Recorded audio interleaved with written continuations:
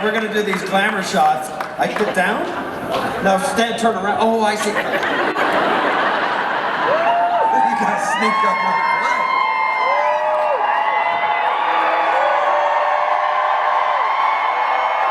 Go nuts, everybody!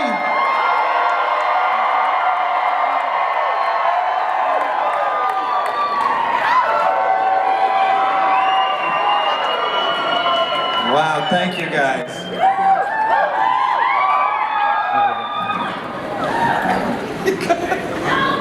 Such coordination. Gosh, this is you guys rival Broadway stagehands. Right? Wasn't that amazing? Well, thank you very much, man. Thank you. Welcome. Thank you. Thank you, and thank you for the video.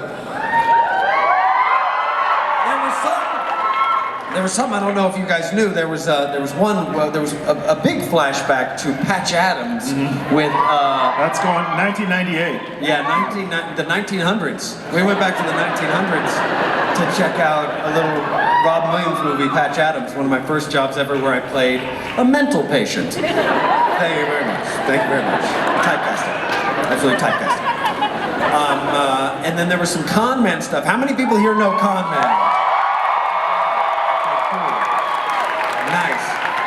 Now, how many people don't know Con Man? Right. See me after, and I'll tell you a little bit about it. Well, I'll fill you in just really quickly, because it sounds like a lot of people know what it is. We crowdfunded this. Nathan Fillion and I did it. We raised, because of you guys, those who supported it, $3.2 million to make a show about Comic-Con, about different conventions, with my character Ray Nearly, and it's about a guy who was on a space show over 10 years ago, and it was canceled too soon. And he was the pilot of the show, and Nathan Fillion's character was the captain of the show. And then we split off a little bit more, where Nathan's character, Jack Moore, became like Matt Damon famous. And Ray Nearly, my character, just makes some bad career choices and does bad horror movies, and his career just kind of bottoms out.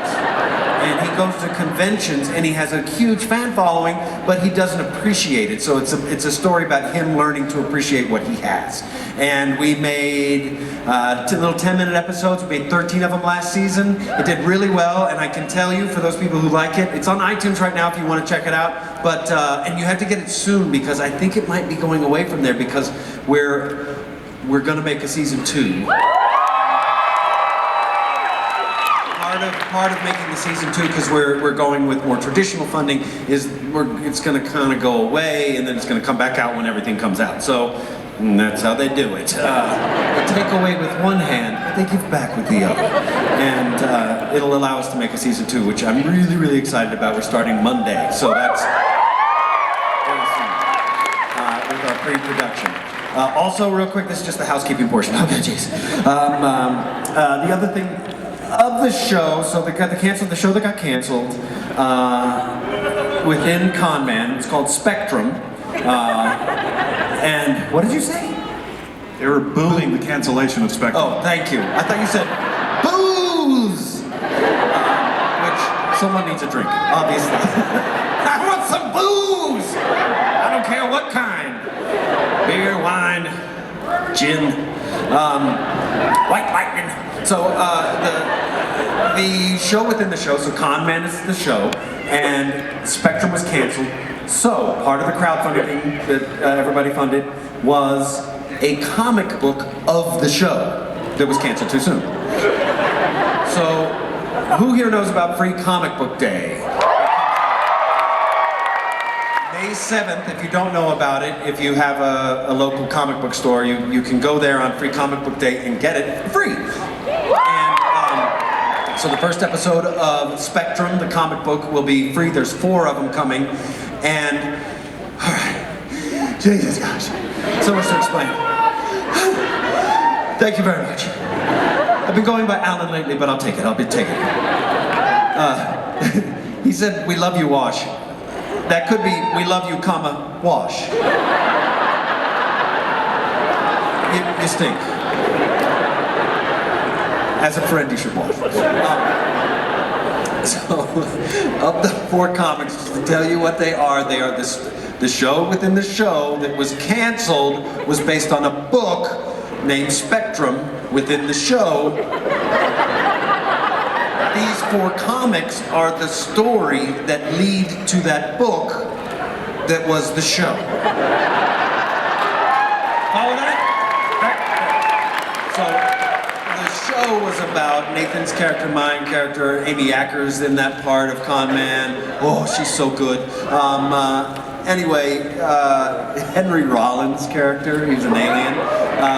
The story of Spectrum is about this team of people on the spaceship who end up getting pulled into the biggest battle between good and evil that engulfs the whole galaxy. But the first 4 comics are about how these people end up on this spaceship and what this spaceship is and how the Earth gets ravaged by an alien force. Oh my God. So that's that. So we're going to take about a 10-minute break to let Alan catch his breath. And we're going to have a whole bunch of new people this season. There were so many great people last season, so we're going to do it again. It's mainly actors from the con world, if you haven't seen it. So we get to play with friends. I directed them, but we're going to get some guest directors in this time. Yeah, I know. It's going to be fun. It's going to be fun. Awesome. So season 1 still on iTunes, maybe for a limited time. Currently, yes. And if you ordered a DVD, that'll come out. That's coming to you. You probably should have gotten an email saying, it's on its way! Because, good God, that took a while. I was doing, and it's my fault. It's absolutely my fault. I was doing a movie called Rogue One.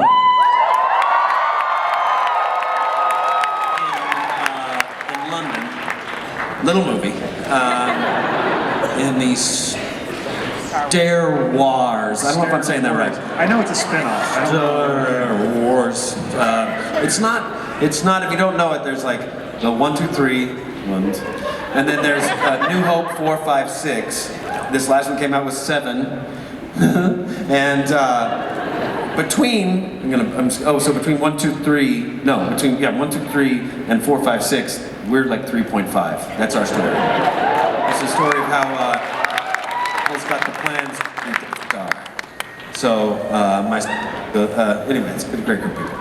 Hardly wait. Yeah. Well, we've got a huge line of people wanting to ask you questions. Somebody just said I'm a leaf on the wind. A leaf in the wind. You know what I realized? And I realized it not too long ago. It should have been a tip-off to all of us. If you haven't seen Serenity, come on, it's been a long time. You should have seen it by now. 2005. Is it even a spoiler alert at this point? No, it's free. It's spoiled, and you should have smelled it. I mean, that's spoiled. Something's, yeah, rotten. So I die. But we should have washed us out too soon. 11 years. Whereas Nathan says, still funny.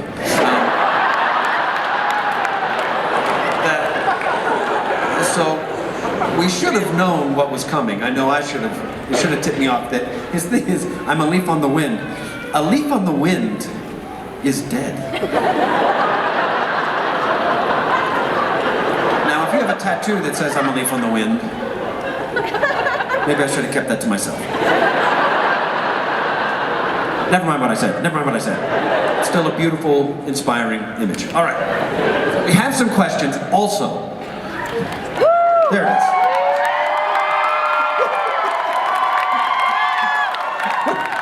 Oh, I know what you're cheering. You're cheering for those who know what this is. I have some. All right. I call it my bag of shit. I apologize. It truly is, especially today, a bag of that.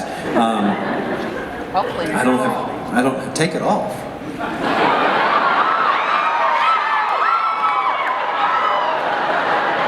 No. So I have a bag of things that I will be giving out to people who have asked questions.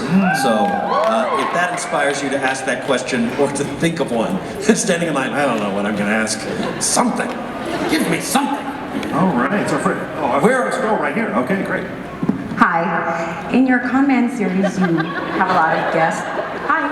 Celebrities. In Con Man? Yes. Brilliant. Who was the most interesting person to work with?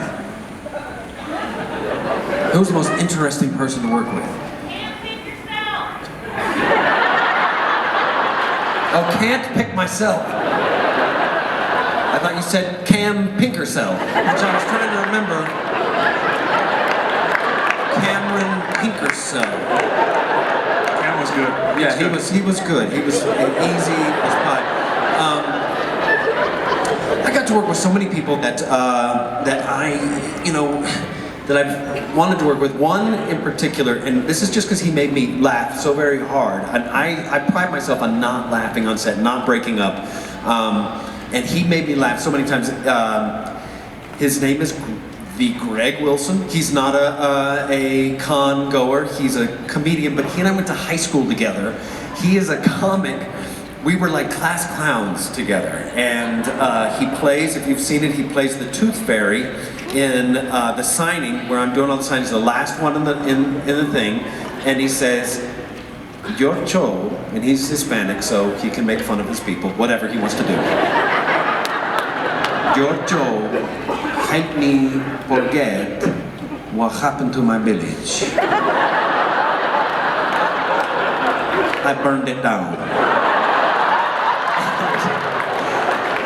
He would always touch my hand before he said it. You can kind of see in the thing, because it's below, where I burned it down. And if you're getting the DVD, you'll see the outtakes where I just cannot keep a straight face. He ended up having to, when they did my cover, say, "a concrete pillar," because it wouldn't make me laugh, and I could get through it and go, because I couldn't do his line. All right, so what this is, here's your gift, take some food. This is, this was a welcome packet to Vancouver. There's a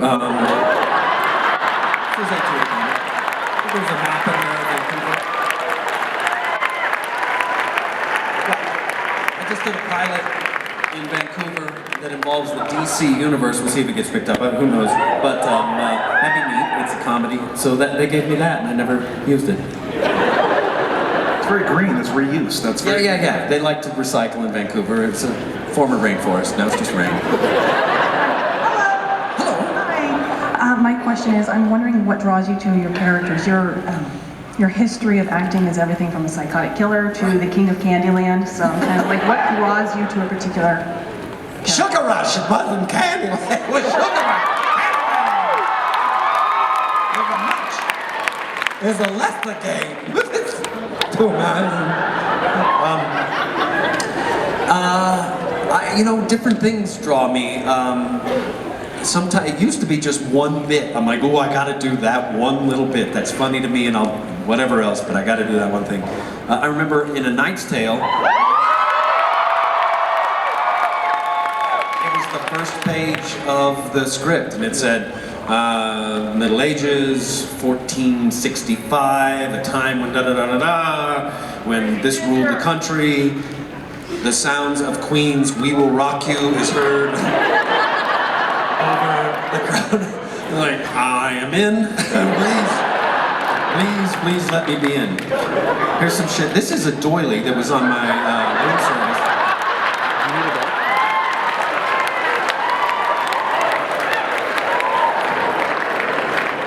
Oh, look at that, that's beautiful. I think you can sew that into something. It's paper. You know what? Could y'all get another? Is there another chair back there I can put my bag of shit on? Thanks.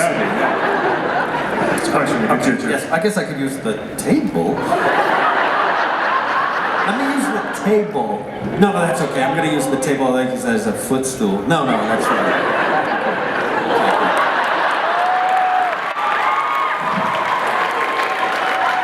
I was so uncomfortable before. Now.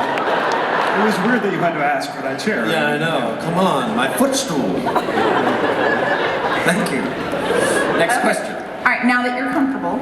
Yes. Okay, good. Yes. Okay, so I'm kind of playing off the last question. You've had so many different roles. If What? you... Yes. No, I'm sorry. I've had so many different roles. Cinnamon you- rolls. Cinnamon fire. The sourdough, please. Orange roles. Yes. Olive. Yes. It's Okay, so if you could choose one character to actually become and carry out for the rest of your life, who would it be? Well, I mean, if I said wash, would I be dead? Because I'd like it to be wash. I really like those people, and I get to fly a spaceship. And I have a beautiful wife. It's a dangerous world to be in, but how cool. I mean, I still miss it. Okay, here's some shit. This was an envelope that evidently had something in it. It says, "Attention, Alan Tudyk." I evidently gave it my attention. And I'm giving it to you. You can put anything in there, sandwiches, bills, anything. Weasel Town. And then in Zootopia, you Yes. do the exact opposite. Duke Weasel.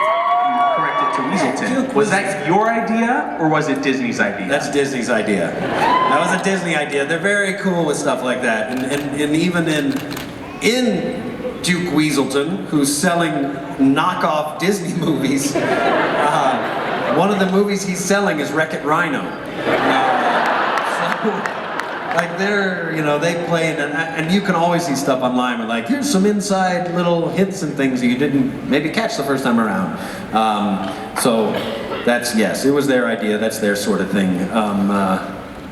Oh yeah, this is great. This is contact solution.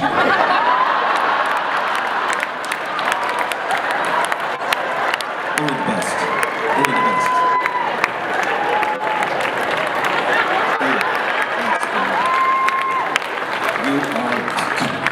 Somewhere tonight on eBay, there's going to be like a listing for contact solution signed by Alan Tudyk, and nobody's going to believe it. Nobody's going to believe it. Or buy it. Oh, nice. Yes. Hi, I was really excited when I heard you were going to be in Rogue One. Thank you. I was Yes, me wondering if you could tell us anything about your character or any exciting stories from that. No. Let me see what I can give you. Exciting stories. Let me see. Here's an exciting story. I think I can tell this story.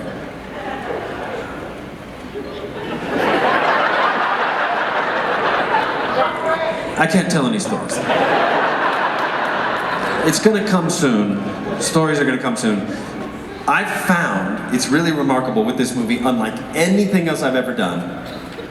If I say one thing, like if I were to say to you, there's a scene where we all eat fudge, and we eat it, the whole scene is just us eating fudge for an hour.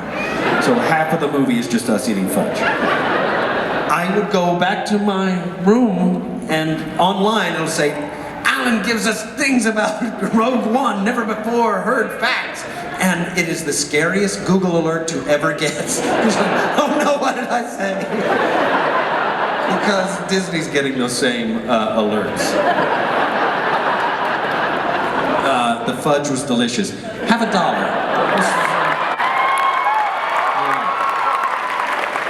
That's actually worth something. $1. So you heard it here first. Huge fudge eating scene in Rogue One. There was one con that I went to a long time ago. There's one con that I went to a long time ago where it was in Australia, and I swear, and I still swear this happened, and I don't care what Nathan says or Joss.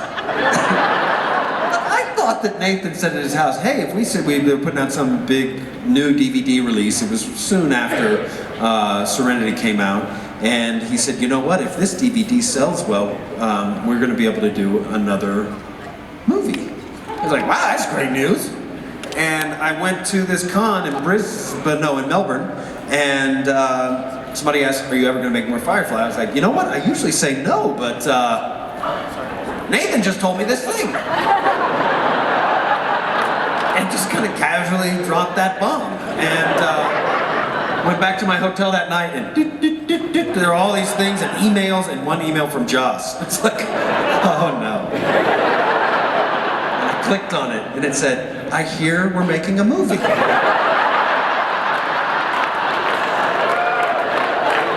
I can't wait to read it. Who's directed? So, Yeah, no. And that, obviously that did not happen. I know, sad. I don't know, but you know, You whatever. never know. I'm still holding out hope for it. Still, hold out hope. Let's not say never. Next question. Hi. Your characters in Frozen and Zootopia are so hilarious and funny. Thank you. How do you prepare for either the audition or the performance for animated versus live action? Right. Animated versus live action. Live action is a lot more preparation. Live action is a lot harder. Because animation, you can come back and fix and fix and fix and fix up until the last minute. And a lot of times that is their process. Sometimes you don't get to read the whole script. Most of the time. It depends on the size of your character. Because it's always changing. You record the whole movie, they storyboard it, basically a little kind of rough animation. They watch it, they go, oh yeah, that doesn't work, cut that character, that doesn't work, that doesn't work. And then they rewrite it, re-record it, and that's the movie you get. That's why they're so tight, well done, well put together. I don't know any other process that does it like that or that makes a better product like theirs. It's usually like second guessing yourself doesn't work, but for them it does.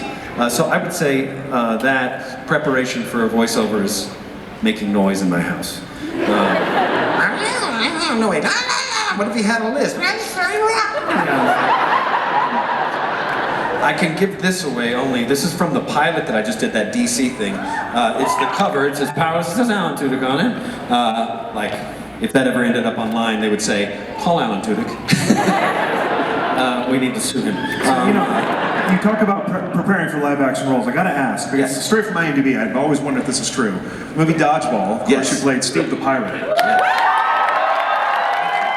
I read online that you actually went to pirate camp to prepare for that role. Is that true? No, not necessarily. No, yes and no. There was a pirate festival, much like a convention. Hey, it was like more like a Scarborough Fair. That would be closer to it. And my makeup guy who made my gold tooth, Richard Snell is his name. I had met him when I was doing Patch Adams. Oh my God. I just want to tell you all the stupidest stories. So when I was doing Patch Adams that day, I had gotten some food poisoning the day before. Yeah, and so I showed up at work, and I was in the makeup chair, and I was going, I'm starting to have a little trouble breathing. And I had hives all up my body.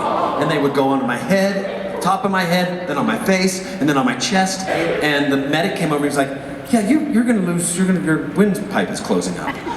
You need to get to the doctor immediately. So they took me to the doctor, gave me a shot of adrenaline, and took me back to set. So if you ever see my performances in the first 5 minutes of the movie and then it's over, I am high as a kite. I'm like out of my skin. But Richard Snell, the makeup guy, the reason I remember his name is he said, could you take off your shirt and I take some photos of you, please? I was like, whoa. What? I was like, I really need a good reference for hives. And you got him. You got him mad. So he took all these photos of me, of my hives, and then he ended up being the guy. And it was a meeting, and he's like, so you're playing a pirate? I'm a pirate. And he invited me to his pirate fair, and I went with Missy Pyle, who played the girl who, only had one eyebrow and was a Russian. And we went to, it was your question, yeah, we went. Do I get something because I asked a question? Oh my goodness. I feel like it's kind of cheating, but I'll take it. I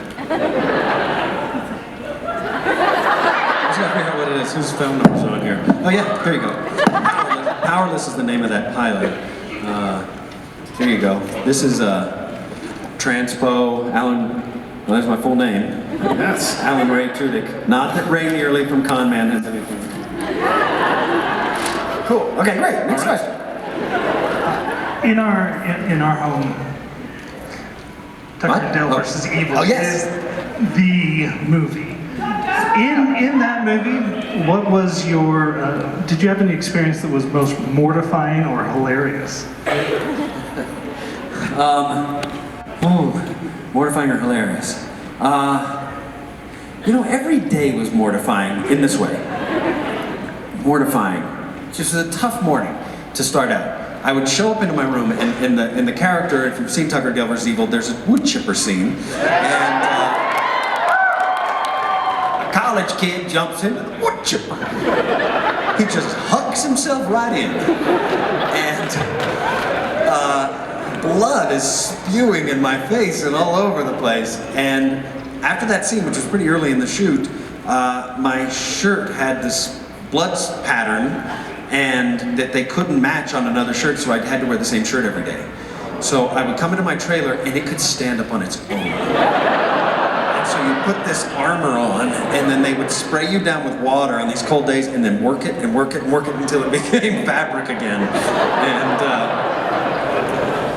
that's how it was for that. Here is, I just found this, I didn't know this was in here. This is a ticket to the premiere of Zootopia. There you go. Next question. Hi, I really loved your character in Zootopia, Duke Weaselton. Yes. And I just want to ask, how do you come up with each voice in each Disney animated film to make them unique and different from each role you play? Sometimes they give me a suggestion, like King Candy. They said, watch Ed Wynn. We would like it to be Ed Wynn. If you know Ed Wynn, if you ever saw thank you, Mary Poppins. He was in a lot. He was the Mad Hatter, but he was like an old staple voice actor for Disney. And in Mary Poppins, he loves to laugh. He sang that song. I'm up on the rollies in the ceiling. Worse every day. And he had a show, early television. It was one of the first television shows. Anyway, he was a clown. And I watched that for Duke. The Duke of Weselton just came up with it. Weaselton, they asked me to watch some Cagney. Not that it sounds like Cagney, but sort of that, hey, what do you say, what do you know, kind of thing. So that's how that came about. So they're all a little bit different, but that's how. This is the directions to the water shot. It was something my fiance bought me. Oh, I obviously didn't read them. Thank you. Oh, look at those. Oh, nice. Nice. Cheers. All right. Hi, I understand you're from Texas originally, is that true? Yes, it is. What did you have to do to work on losing the accent? And can we hear you hear you say something in your original accent? I went to Juilliard. Just like Morena Baccarin, her and I both went to Juilliard. She was in a class beneath me, or after me. Sounds wrong. So I knew her from when she was much younger, which I don't know what that means. It was good. We've known each other for a very long time. But Juilliard doesn't they knock your accents out of you. And I didn't have much of an accent, but whenever I had a couple of beers, people would go, where are you from? What was that? Whenever I get on the phone with my cousin Michael, I love my cousin Michael.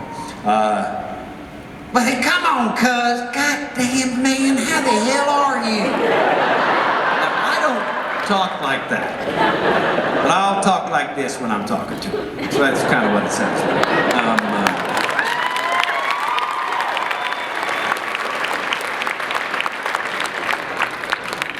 Here, have the New York Times. These stories will haunt your dreams. There you go.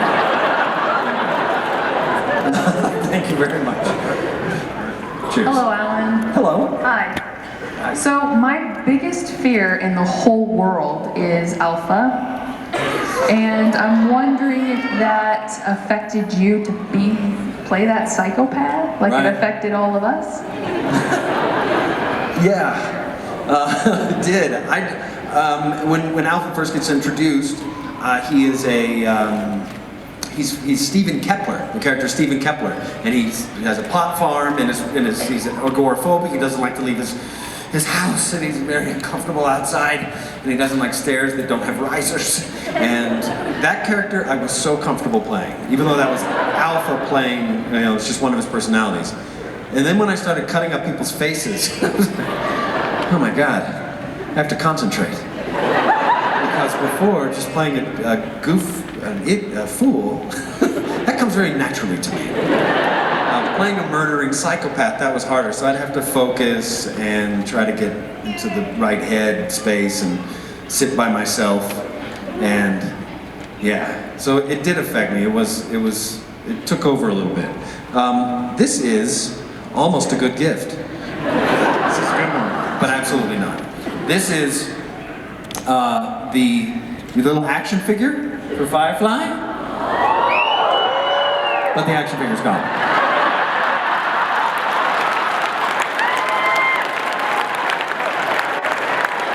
There you go. That's also known as trash. There you go. There you go. Hey, Alan. Yes. I was wondering what the worst and/or funniest injury that you've ever seen throughout your film career was. Good question. I have an answer to that. When I was doing dodgeball, there's a scene that is actually, there's a picture of it. They caught this picture at the table where I'm signing of myself and Rip Torn and Justin Long, and we're watching traffic. And it was supposed to be Stephen Root's character running across, dodging. You can dodge traffic, you can dodge a ball, was the idea. And he gets hit by a car. And I got there, I was like, this is gonna be interesting to see. I don't know how you do a get hit by a car stunt. You just get hit by a car. That's the stunt. You just get hit. And he got hit twice. The first time he cut himself, and he rolled up the windshield, like, and it broke the windshield, and he cut his arm, and he's bleeding, and he's like, I'm so sorry. Is this Steven or a stuntman? No, it's a stuntman. Oh, stuntman. Steven looked on him and went, that's crazy, just like I was. So if you see that picture, there's true fear in my eyes. It's horrifying. So that was kind of a very memorable stunt.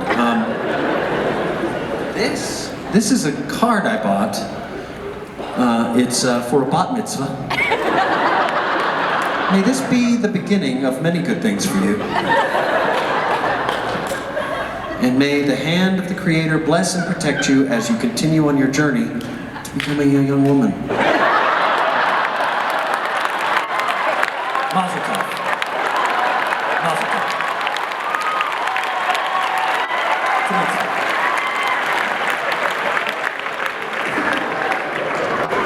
Why is that in my... Hi. Yes. My question for you is, now that you've produced a season Yes. of Con Man, Yes. what was the biggest takeaway lesson you learned for those of us who are looking to produce our own productions? Oh, it's so much work.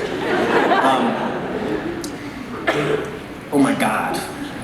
You need a PJ Harsma, a good producer. PJ Harsma is it's Nathan, myself, and PJ Harsma, and PJ does all the heavy lifting. I do most all of the artistic stuff. So I directed it, I was in it, and I wrote it and produced it, whatever, it's cool, whatever. But he handles like all of the, like we wrote this comic book. He's working with the comic book company, and I can't even tell you their name. See, that's what PJ does. He keeps my brain free of actual knowledge because he carries it with him. You know, as much as you can get done in pre-production is the best, so that when you're on the set you can just focus on what you're doing that day, I think. Get great actors and great people around you, so most of the time what I did as director is I go, what do you think? Great, go with that. And then when they're amazing, people go, you're amazing. They give you the credit for it.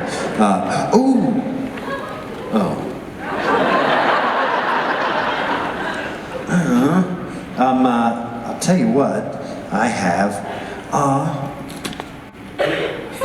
here you go. Here's a passport photo of me.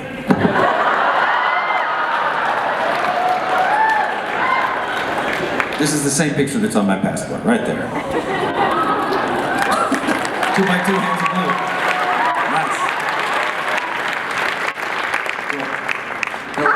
Hi. In A Knight's Tale, your character is currently telling people that you are going to fonk them. Yes. What does that mean?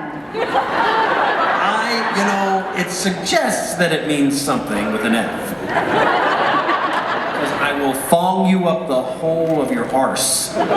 Something he says a few times. And I asked the director, he goes, what does it mean to you? I'm like, well, it means this. He's like, okay. And I wish I could remember. I need to ask him again, because years later he said, it means, and there was an absolute meaning. It was like in the shipping of things across the seas, it had to do with the tying down of goods and it's like, oh, that's boring and not at all the way you were using it. So basically, that's a long way of saying I don't know. There's a picture of me that's on my passport. Thank you. Hi, Alan. Hello. Hey. My question is this: who would win in a fight, King Candy or the Duke of Weselton? King Candy. King Candy.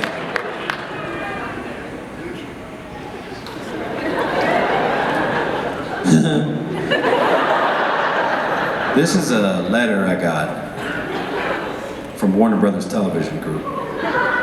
Peter Roth and all your friends at Warner Brothers. Way of saying, it would be very nice saying I have talent and that it's going to be a hit. That's for the pilot I just did. Maybe I shouldn't share that. Enjoy that. There you go.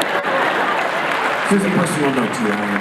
We have about 10 minutes left, so probably enough time for a couple more questions. Great! Okay, my question is also about A Knight's Tale.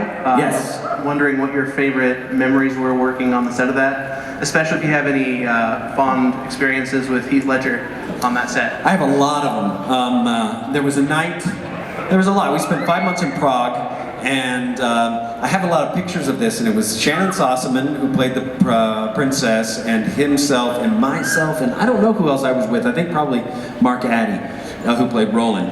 We were in these bikes that they had, these to get around town. They would bike, and there's a seat in front of you that you're the bumper, basically. And they were mental. They would just drive like crazy, and I have a lot of pictures of Heath and Shannon together, like going, oh, like this and like this. Okay, yeah, this and like this. That was fun.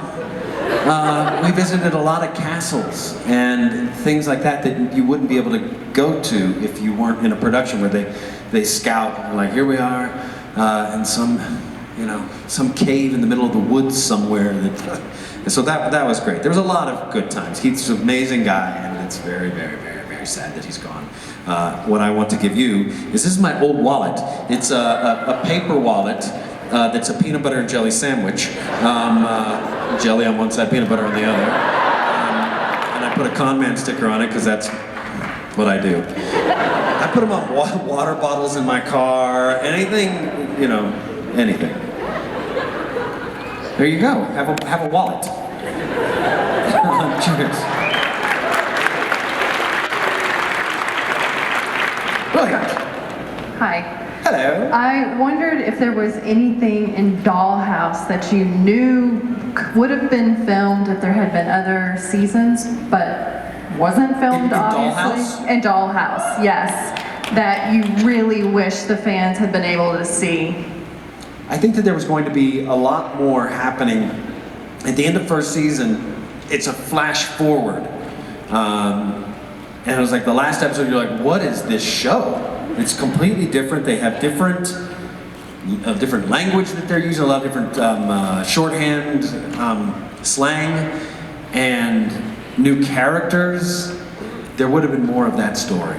There would have been like a whole different world going on, which was a cool world. Like suddenly it was this really, it was shot differently. There would have been more of that. Here's a ticket stub. Wow, I paid $147 for this ticket. At the St. James Theater on Broadway, Something Rotten. Did you see there? You know that show. It was really good. Christian Borle was in it. I was in Pamela. Thank you. Thank you very much. Great. Brian Darcy, an amazing, talented guy. Really funny show. Hi, Alan. I had a question about when you played Simon in Death at a Funeral. Yes! Was it weird doing the naked drug scene with the voice of Miss Piggy directing you? Well, he doesn't sound like Miss Piggy. It was great. Frank Oz, you're talking about Frank Oz. He's not only Miss Piggy, he's Yoda, obviously. He's, oh come on, he's Yoda. thought you said Grover. That's what Yeah, Grover, Animal, Cookie Monster, Fozzie Bear, Sam the Eagle, I think was his name. So it was great working with him. He purports not to know what funny is. I don't know what's funny. He did, he's done so many. He did What About Bob? He did Little Shop of Horrors. He did, what was the one with Steve Martin and... Dirty Rotten Scoundrels.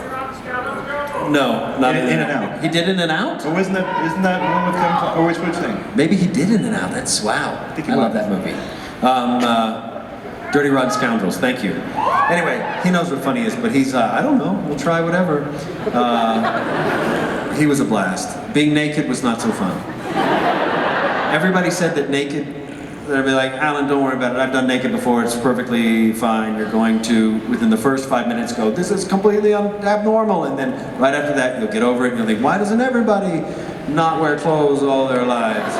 And I had, the first 5 minutes, I was like, this feels great. And then after that, I was like, this is awful! Why is accounting on set? Everybody showed up. I had to climb out a window at one point. Costumes set up their camp inside that room of the house. Why today, ladies? Why today? Oh, here's some nuts. We got some, it's a hiking helper, trail mix. It says melange because I bought those in Vancouver, so they're stale. Enjoy those. Comment, sir. Bless you. We have time for one more question. That's it? That's it. One more question. Oh, man. In Con Man, your character Ray has this catchphrase that everybody screams at him whenever they see him, right? So my question is there one of your lines that the fans are like so excited to tell you that you're kind of over? No. No. And actually that line came from Nathan Fillion. I Will See You in Hell. He actually wrote that line. He and I were talking about making a movie of Con Man in the beginning, and he came up with that. We were trying to think of the worst thing that somebody would have to hear all the time. And I will see you in hell is pretty bad. It just strangers come and go, hey, I'll see you in hell. Come on, man.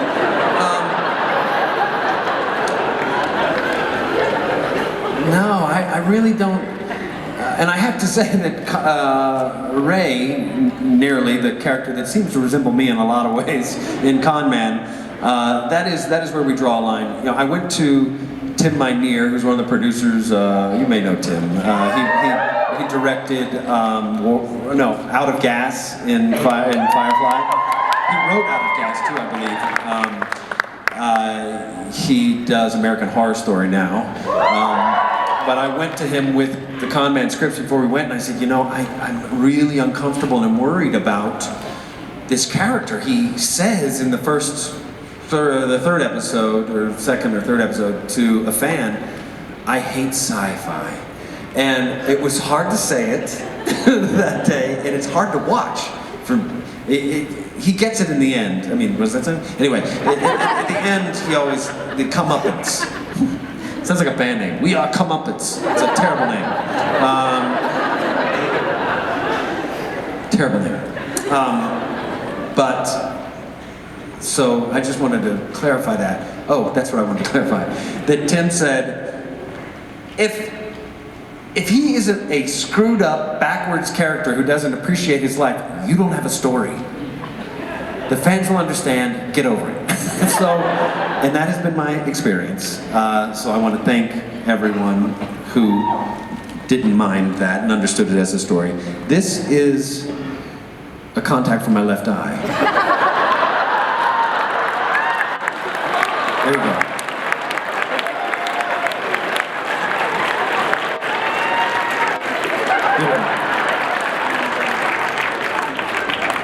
Since you were the last in line, here's a comment sticker. Oh, that's the, oh, you're just volunteering. Volunteering? Give her the sticker. Take it. That's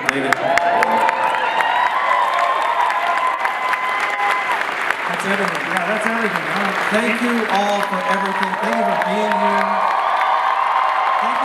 me a reason